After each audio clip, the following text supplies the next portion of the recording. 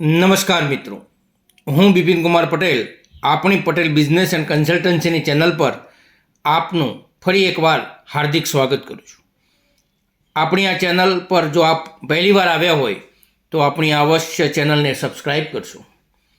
આજે આપણે વસિયતનામું યાની વિલ અને નામાંકનનો ભાગ 8 લઈ આપની સમક્ષ પ્રસ્તુત થયો છું.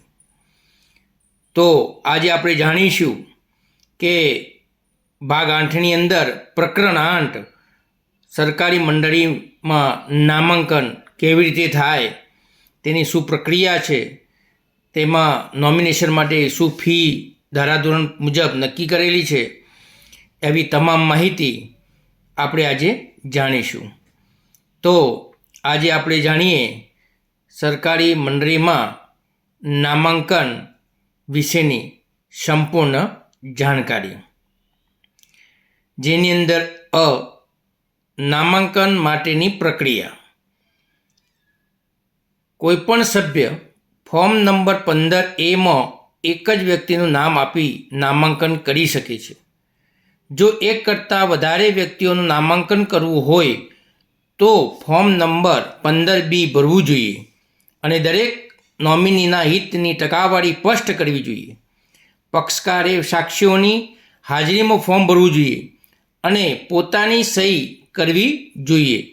અસલ નકલ મંડળીની કચેરીમાં અને એક નકલ પક્ષકાર પાસે અને એક નકલ પર રસીદ હોવી જોઈએ. યાને પહેલાં તો નામાંકનમાં એક જ વ્યક્તિ હોવું જોઈએ, પરંતુ એક કરતાં વધારે જો વ્યક્તિને નામાંકન તરીકે રાખવાના હોય તો 15B ભરવાનું થાય છે. અને એની અંદર એક કરતો વધારે જો નામાંકનવાળા વ્યક્તિઓ હોય તો એમની ટકાવારી સ્પષ્ટ કરવાની હોય છે અને એ ટકાવારી મુજબ એના જે તે સમયે હક પ્રાપ્ત થતા હોય છે. હવે આપણે જાણીશું નોમિનેશન માટે ફી. પ્રથમ વખત નોમિનેશન માટે કોઈ ફી નથી. જે અગાઉનું નામાંકન રદ કરીને નવું નામાંકન કરવામાં આવે તો દરેક આવા નામાંકન માટે ફી ₹5 ભરવાની હોય છે. એને પ્રથમ વખત જ્યારે તમે નોમિનેશન માટેનું જે પ્રક્રિયા કરો છો એની અંદર કોઈપણ પ્રકારની ફી ભરવાની હોતી નથી. પરંતુ અગાઉ જો કરેલું હોય નામાંકન અને એને રદ કરી અને ફરીથી જો કરવાનું થાય તો ₹5 ફી ભરવાની હોય છે. હવે જોઈએ મંડળી નોમિનીના નામે મિલકતનું હસ્તાંતર ક્યારે કરે. પક્ષકારના અવસાન બાદ મંડળી નોમિનીના નામે મિલકતનું હસ્તાંતર કરશે. નોમિની પક્ષકારના અવસાન બાદ મૃત્યુ પ્રમાણપત્ર અને પોતાના રહેઠાણના પુરાવા સાથે અરજી કરશે. મંડળીના નવા નિયમો પ્રમાણે જો 2 વ્યક્તિઓનું નામાંકન થયેલ હોય તો તેમના સંયુક્ત નામે પણ મિલકત હસ્તાંતર કરી શકાય છે. યાને જો એક વ્યક્તિના નામે જો નામાંકન થયું હોય તો એક વ્યક્તિના નામે એનું મરણનું પ્રમાણપત્ર અને રહેઠાણનો પુરાવો અરજી સાથે રજૂ કરે એટલે થઈ જતું હોય છે. અને એક કરતો વધારે 2 વ્યક્તિઓનું નામાંકન થયેલું હોય તો એ બંનેના સંયુક્ત નામે મિલકતનું હસ્તાંતર થાય છે.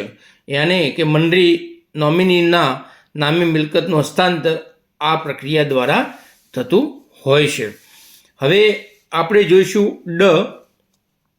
જો નામાંકન ફોર્મ ભરવામાં આવ્યું ન હોય તો મિલકત હસ્તાંતર કરવાના હેતુ માટે મંડળી પ્રોબેટ અથવા વારસા પ્રમાણપત્ર માટે આગ્રહ રાખી શકે, જેમાં પુષ્કળ સમય અને ખર્ચ થાય છે. અરજી કરવામાં આવે ત્યારે તેની નકલ મંડળીના નોટિસ બોર્ડ પર અને 2 અખબારોમાં જાહેરાત આપવામાં આવશે. મંડળી 1 માસમાં વધાવો મંગાવશે. નંબર 2, ભવિષ્યમાં હકદારો માટે ક્ષતિપૂર્તિ પત્રક. નંબર 3, એક કરતાં વધારે કાયદેસર વારસદારો હોય તો નંબર 1 પ્રતિનિધિત્વ કરશે. યાને જે નામાંકન ફોર્મ ભરવામાં આવ્યું હોય અને તેના વારસો માટે પ્રોબેટ અથવા વારસા પ્રમાણપત્ર મેળવવાનો આગ્રહ રાખી શકાય હસ્તાંતર માટે. અને એની અંદર જે એક કરતો વધારે જો વારસદારો હોય તો કાયદાની જોગવાઈ પ્રમાણે જે પ્રથમ વારસદાર હોય એ પ્રથમ પ્રતિનિધિત્વ કરશે. હવે આપણે જોઈશું જો નોમિની શેર પ્રમાણપત્ર શોધી ન શકે તો મંડળીને બીજી નકલ માટે અરજી કરી શકે.